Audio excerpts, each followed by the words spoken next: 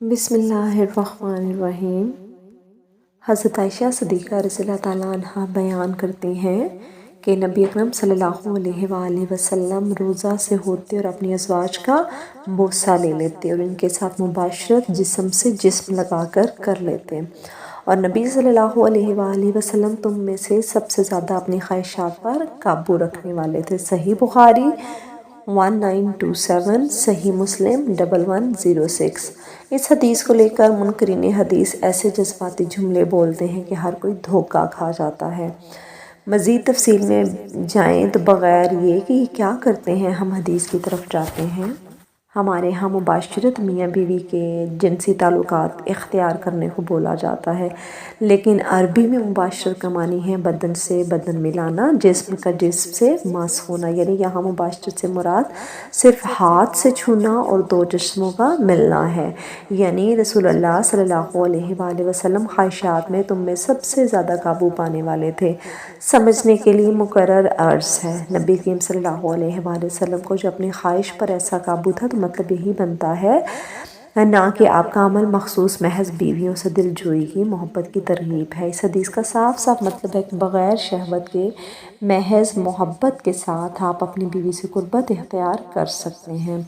حضرت ام سلمہ رضی اللہ تعالیٰ عنہ سے روایت ہے کہ میں اور رسول اللہ صلی اللہ علیہ وآلہ وسلم ایک ہی برتن سے غسل جنابت کیا کرتے تھے،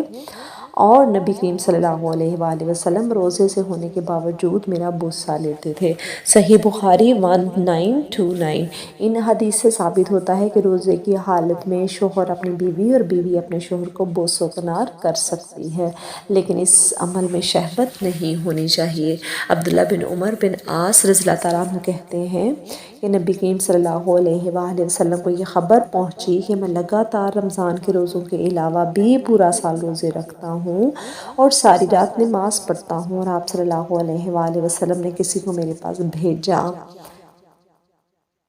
میں آپ صلی اللہ علیہ وآلہ وسلم سے ملا تو آپ صلی اللہ علیہ وآلہ وسلم نے فرمایا کہ مجھے خبر ملی ہے کہ تم لگاتار روزے رکھتے ہو،